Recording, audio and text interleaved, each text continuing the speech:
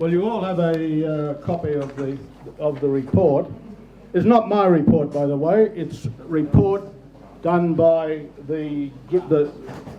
by our three groups: the PIFON, the Fiji Farmers Association, and they did a major survey.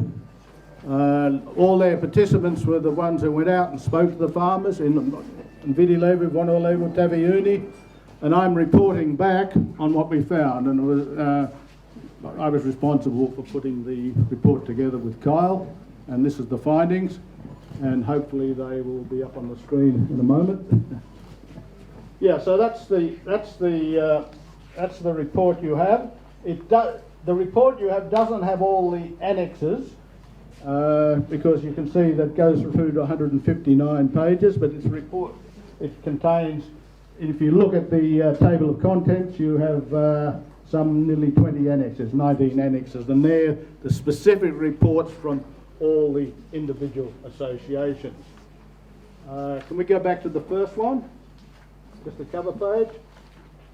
Okay, well there's the PIFON, FCLC, and KSP, well that's just my company.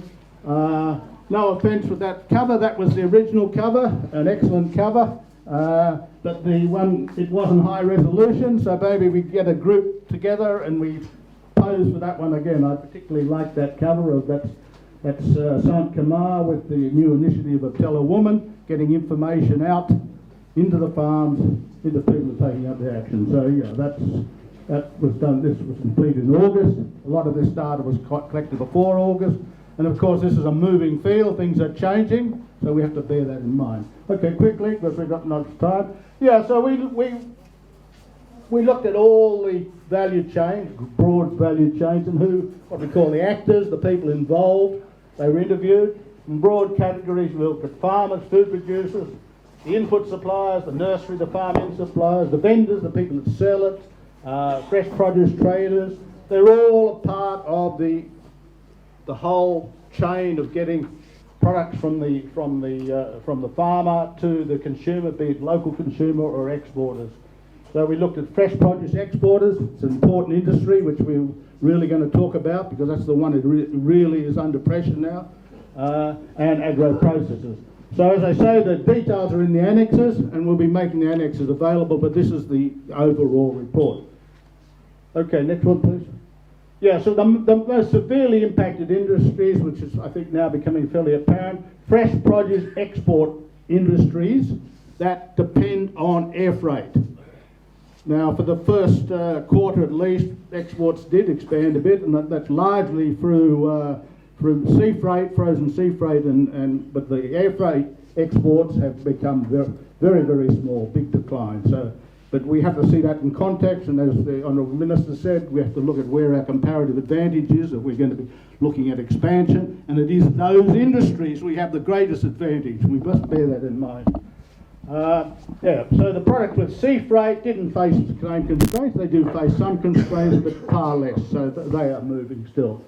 And the other area badly affected, and we have some of the people here can talk directly, are those products were sold directly to tourists.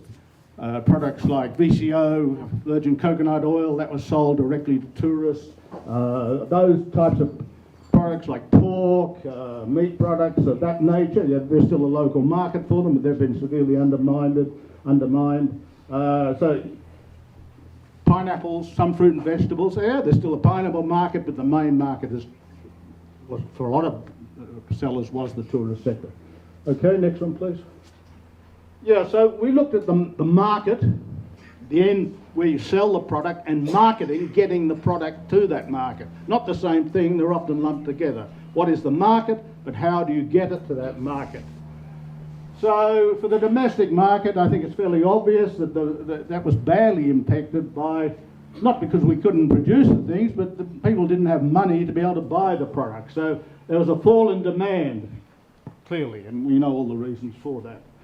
On the marketing side, getting the product to the consumers, there are some consequences. Some of them were negative.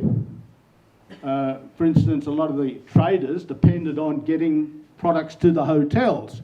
and as they did that, they sold what was left, a little bit of extra, on the local market. So they went out of business. They've lost those marketing chains. So some of the bigger pineapple producers stayed at home, and the market would come and buy it and take it away. Now they have to take it directly to the market. So that's a marketing constraint. It's a problem, not a huge problem.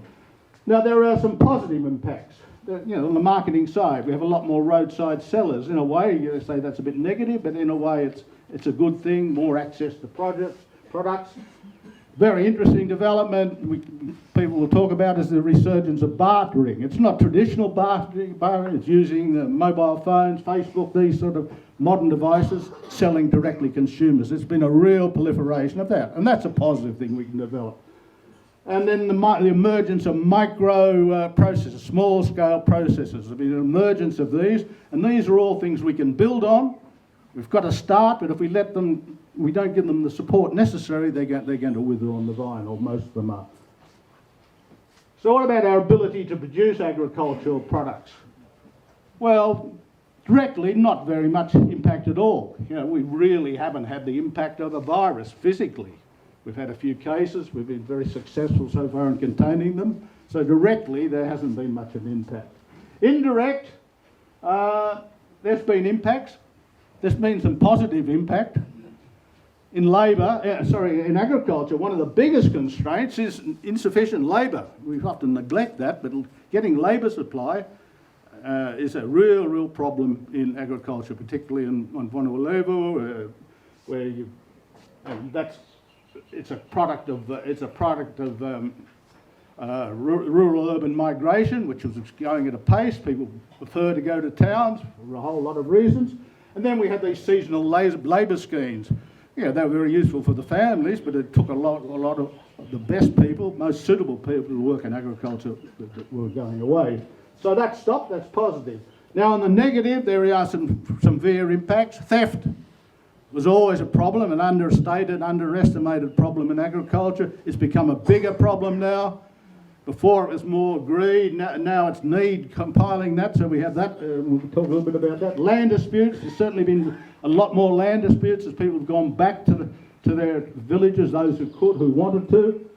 And the big one I really want to stress, and I think this is a real issue that we've got to be careful of. I'm all for commercial agriculture, but it's got to be sustainable commercial agriculture. Otherwise, we're in a really deleterious situation.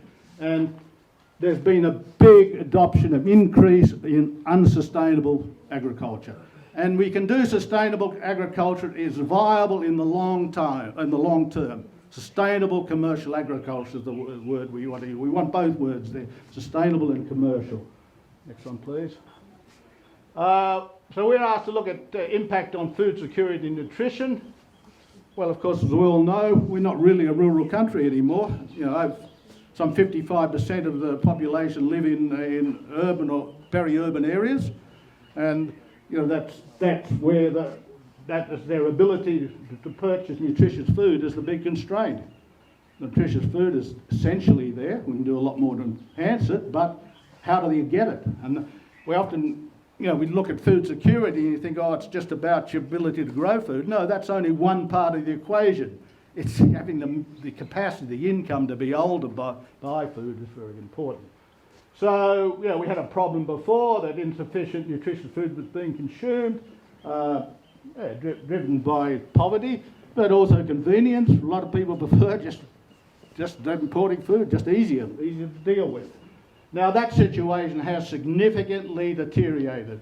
So that has big social and wider economic impacts. As we know, the type of imported food consumed tends to be high sugar, more salt, fats, etc. And we've got a huge problem with NDCs, particularly diabetes, like all Pacific Island countries. It's getting worse. So that is not, it's easier now to buy just the imported food. It's more readily available than before, especially if you haven't got much money. Okay, so there was a initial policy response to reduce duty on imported food aimed at reducing food costs. That's a good thing, but remember that's going to negatively impact on demand for locally produced products. People are very short of money and want what's easiest, what they can use. Okay, so what are the positive effects? We have some of them, we mentioned those earlier. A proliferation in food gardens, urban and peri-urban. That's a really positive development, but it is limited what we can do. Let's not get carried away, but let's make the best use of it, and there's certainly a lot of things are being done, and the initiative taken by the Ministry and others has been commended, and the report makes quite a few recommendations on how to enhance that. As I mentioned before, the increase in cottage industries for small-scale processing, that's a very positive development. And then there's the enhancement of bartering and of painting material, food itself. That is something I think we can really build on. And the report talks a lot about what could be done there. Next one, please. So we made some recommendations, a whole set of them there. We need a reset of public policy to support the expansion of horticultural exports. And that's, well, I'll talk specifically about it, but very much of that's to do with the approach taken by our national airline. We need more public sector investment in appropriate industry-led research and extension. Industry-led, I stress. But our industries are too small, they can't fund it all themselves, so we have to be partnerships with government. So that's what we talk about, or aid donors. When I talk about public sector, I don't even mean the government. It could be external donor support or the government, but that's the public sector. We're a small country, so you cannot expect, as you would in New Zealand, Australia, or the US, where industries themselves have their own full extension services, research services. The government has very minimal involvement. They're big countries, those industries can afford it. We can't afford it, so it has to be a partnership. We need to develop appropriate policies to encourage increased consumption of local foods. There's a lot of specifics we talk about there. People have got to realise it's good for you. That's what you need. Health, all sorts of reasons there. Support for value-added processing, small scale and large scale. You know, we import very large quantities of grains, particularly wheat grain. And the work we've done over the last decade on, for instance, breadfruit, there's real opportunities for significant import substitution. We can do that in a cottage industry scale, and that's being done quite successfully. But we need the big players to really see that. So we need more research, active investment in taking that one step further. I'll talk about that in a moment. So we need to develop appropriate measures to contain agricultural theft. It's there, and we have to live with it, but I think we could do a lot more to contain it. And then there's a whole lot of community outreach and networks that we could support and give more to there. They're there. A lot of them have played a very important role during the current crisis, and we can build on that. So they're the main recommendations that came out of the survey, talking to all the organisations and who's been involved, and they're expanded in the annexes. Let's quickly have a look at those recommendations. Well, we've got a bit of, I know we're running a bit short on time now, and of course you don't want to just hear us talking. Let's look at this one. Reset of public sector policy to ensure the survival and expansion of horticultural exports. As I said earlier, this is the industry that has been most severely impacted. For this sector, particularly if you look at exports beyond the first quarter of this year, where it wasn't really much of an impact, then they have been very, very severely impacted. Both in terms of, and this is to do with not so much markets. Markets for some of these products have actually gone up. And there's people involved in that and can confirm that for a lot of these products, markets have actually expanded because of the pandemic. But it's a marketing problem. And it's a marketing problem for those products that are air freighted. And most of them are air freighted because of our scale, etc. Now, you know, I've been working in agriculture here for a long time, probably too long. And we've always argued that horticulture exports have been long recognised as the area of Fiji has what we call a significant comparative advantage. We have a real advantage over our competitors in this area. Our agronomic conditions, as the Minister said, are exceptional. A lot of this is to do with where main season, when the main markets are out of season, so when they can't grow them. You know, the ginger industry was a major industry, and we have Graham Thorpe, one of the pioneers. It was a big, big industry because we could grow ginger when Hawaii couldn't. So the US was a huge market. For a whole lot of reasons that's declined, but that's a good example. And these things come and go. We have international airports, ready access to seaports.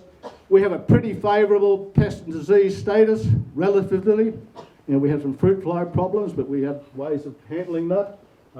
We have small farmers, and by and large we have to base it on smallholders. There are opportunities for larger holdings, but by and large it is a commercial smallholder, as the Minister said, that we need to focus. And they've shown they're very good at growing these crops. We've involved a lot with papaya, and we grow, and this has been going over a long time, perhaps some of the best papaya in the world. We've got the right planting material, we know how to do it, we've got the markets, but how do we get those products to the market?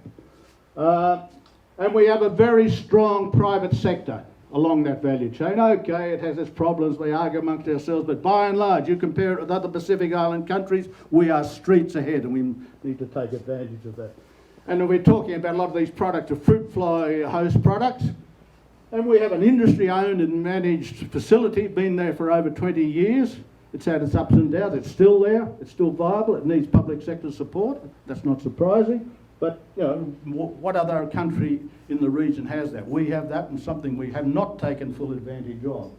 Okay, so what does a policy reset require?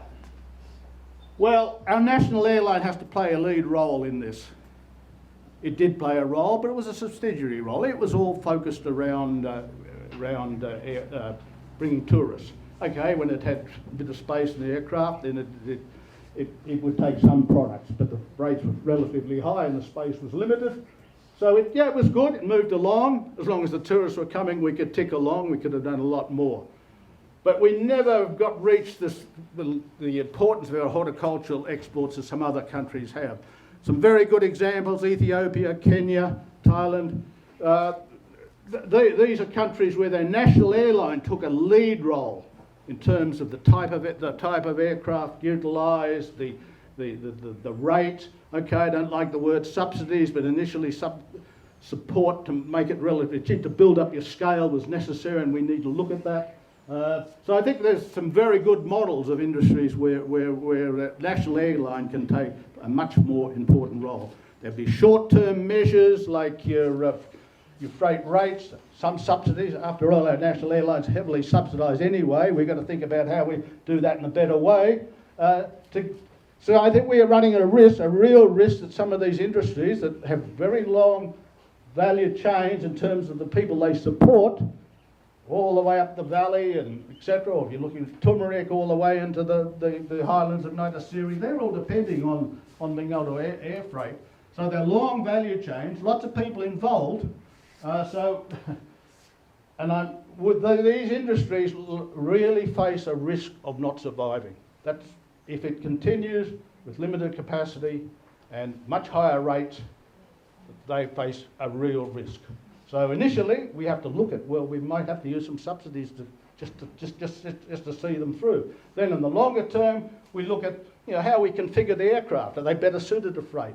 And then in the much longer term, when we look to buy new aircraft, or get new aircraft, heaven forbid when that'll be, but there will come a time, we need more suitable, at least some more suitable aircraft for air freight. We had some of them before, and they changed them. They got all these Airbuses, which are okay, great, but they weren't as good as what we had previously in terms of being able to move produce. Okay, so that's Fiji Airways. I've probably gone too much about that, but I think that's a key one. Market access, the Minister said, yes, markets are very important, but our performance in market access was not really us so much, but it is us in a sense. We've had very little success in securing market access. In the early 90s, we had a program and we got access for papaya into Australia, into New Zealand, breadfruit, eggplant, mango. Then 4 or 5 years later, we happened to get papaya into Australia, and there's been nothing since then for fruit fly host products. They've been sitting. We've got application in place for breadfruit into Australia. We have applications into US for our papaya. We had a major organic papaya producer from Hawaii, spent a lot of money up in the Singatoka Valley because, oh yes, it's only coming. After all, our quarantine treatment comes from the US, USDA, it's proven. But what happens? It just sits there. Okay, it's the authority on the other side has to determine, whether it has. But we just can't put in the application and sit back and wait for it. So BAF really has to get onto the job and open up those markets if we're going to hit the real market potential. If we can re-establish what we were doing before, that's fine. But if we really want to take advantage of horticultural exports and really capture our comparative advantage, as the Minister said, with the agriculture is going to be a leading sector, we have to really start working on this and not just waiting. My God, it's 20 years we've been working on this, and it's very, very frustrating, and it doesn't give any incentive for investors. Well, there's a few other things. We have, for instance, we have a 5-year development plan for these quarantine-treated export commodities. That's out there. The Minister's signed it and endorsed it. Again, it's a whole lot of support things to move them. Public sector, private partnership. We are not big enough for. We hoped we would be big enough. And once we got to about 3,000 tonnes throughput, we could do it all ourselves. But we've lingered over about 1,200 tonnes for the last 5 years. So we've got to push it forward. And that whole report is available. It's online, I believe, so it's available for you to see. This may be controversial, but the view of our consultations is that agro-marketing should not be involved in the horticultural export value chain. We are fully supportive of contract farming. It's a concept, and we have one of the world authorities here now who can give you more details, Dr. Charles Eaton. But it's an approach, contract farming, and that has been tried a little bit here, but we haven't. But it's not something that we think a parastatal organisation should be involved in, because it creates unfair competition. It's driving away private sector, and our private exporters haven't, for all their faults, been quite strong in keeping our industries going. So, and it discourages new investment. So we need new investment, and we need support for these current exporters, and definitely the encouragement of contract farming. So if you want a bit of a debate this afternoon, you've got the right people here. So that's one of the findings that definitely came out of these consultations. Next one, please. More sustainable public investment in appropriate farming and sustainable agriculture. I know we're running a bit late. Let me quickly go into this. We have this reversal in urban-rural migration, and we had a problem of unsustainable agriculture before. It's a lot more now. More forest areas being cleared, clear felling, wide production of Yangona, particularly on Vanuatu level, and we run a real risk. Those pictures don't really come through, but if you clear fell and you plant Yangona, you leave it exposed, you are very vulnerable to a disease called carver dieback, and that can wipe out your whole production. It's done it before. People have got short-term memories, will end up with nothing. And let's face it, Yangona carver is our biggest industry commercially. So we run the risk of losing it all. So we need to change that. The reason farmers do it, they want a quick return. Well, they get a quick return, but then they end up with no return. And they need knowledge. They need knowledge of how to do it. And we have that knowledge. We have that research. It's being done on the ground. People from Taviuni would be very familiar with this. Tete Taviuni's work, Tuntu Rural Training Centre. We need to extend that to show farmers how you can grow things commercially and profitably. And in the long term, that's important for the nation. And as the Minister said, we've got to be looking at more than just keeping people fed and food. We're looking at the national economy. And this is our biggest industry. And we run a real risk of losing everything. I can tell you, it's a serious, serious problem which we don't fully recognise. Next one, please. All right, so action for public sector funding for appropriate sustainable agriculture. There are a few areas. Support for the sustainable agriculture outreach programs of farmer organisations are already there. They're already doing. They need to have more support in terms of vehicles, staff, etc., to be able to extend that for a wider outreach. It's there. We're not starting from scratch. And we have people from those organisations here, which would be very good if they can make some comments later. Brother Rasiah and Tate Teviuni. We need some funding and planning material, training material, farmer-friendly talking too fast. Farmer-friendly, sustainable agricultural training material. And we're very lucky that we have some really good work done. Dr. Rohit Lal from the Ministry of Agriculture has done some really first-class presentations. He's done those over a few years. We need to take those a little bit further, get them out, get them published, get them online, get them available and use them in training. This is urgently required, not a big job, but it'll need some funding. And again, and the other part of that would be support for farmer-to-farmer training. There's no better training for farmers as other farmers. You learn more by looking over the fence, not what an agriculture department extension officer tell you. They're useful, but seeing what other farmers do. Seeing is believing, and we need to support that a lot more. Next one, please. Okay, so development of appropriate policies and programs to encourage consumption of local food. The reasons for this are obvious: health and nutrition. The whole lot of things there. Required community health and nutrition provided. We need that for income generation, etc.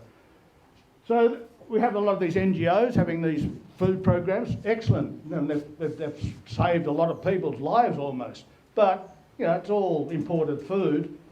It's not really linked to agriculture, and you can't blame them. They're not going to be running around and do that. People want the food. But we have to now start integrating and helping them integrate the local foods, giving them contracts with local farmers. Contract farming can be on a very small scale, but that can be very much a part of it for these food programs. Again, the same thing applies to the school food programs, milk and wheat picks. Do we really want to supply schools with those sort of things? Why not boo and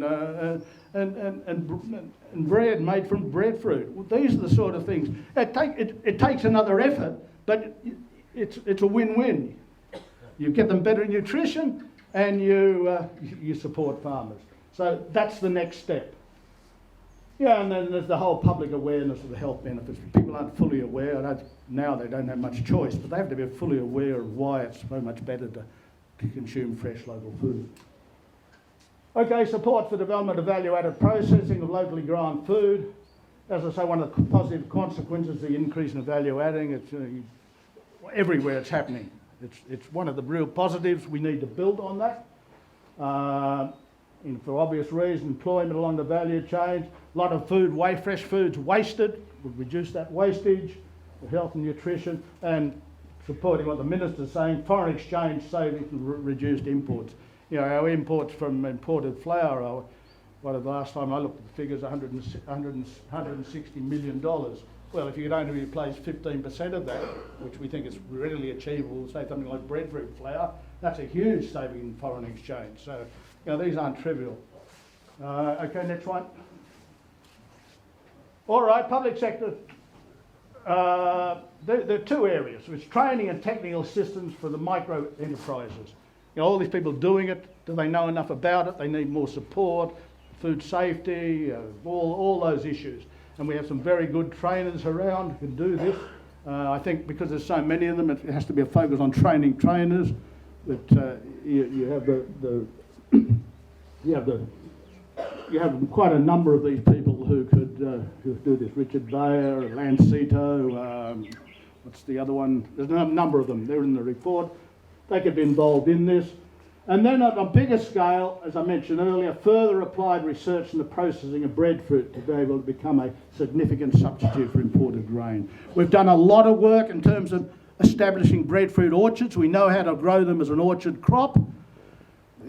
We need now to go to the next stage. How do we process this product? We've done a lot of work in places like Tutu, as an example, on a cottage industry scale, and they're doing it. But how do we get the flour mills of Fiji, we get the punjas involved? That's the big challenge. Because if we're going to replace 15% of our imported grain imports, we're going to have the big players involved. All right, theft. Well, I think we're all aware of that. Now it's a big problem, greed, and now it's need compounding it. I don't think people realise the extent of this the damage it does. You spend all your time planting your grog and then you go and it's gone. You're going to do it next year, you're not. So that's going to accentuate the supply problems. It's a huge problem. Concerted effort, all stakeholders, these are probably obvious, but people have to be more aware of the impact of theft. You really have to, the farmers are aware of it, but the public generally aren't. And after all, we're religious groups, community organisations, they're going to be, it's got about what you say in your sermon, and it's got to be part of the broader picture if we're going to have an impact. And then the law and judicial system have to be more involved. You people say, it's no point in going to the police, then nothing's going to happen, and blah, blah, blah. So, I'm not about the specifics, but something they have to sit down and really properly address. Because together with unsustainable production, packaging, theft is going to undermine everything. There's nothing more demoralising. Okay, well, this is support for community outreach organisations. A lot of that is in the report. There are a number of outreach initiatives targeting agriculture and food security. And they're appropriate people to provide public sector funding. You're not giving it to them, making them come up with sensible proposals that make sense, but that's a good way of getting out to the wider community. So areas of particular focus, and there are the urban, peri-urban gardeners, which we mentioned earlier. People do it, but do they really know how to do it well? There's lots of programs started. We have them on the TV now, and lots of things going, but ongoing. And then there's the cottage scale processing we mentioned earlier. Well, I think I better stop now because I'm probably going too long and we want to have a discussion. Yeah, the Naka Baka level.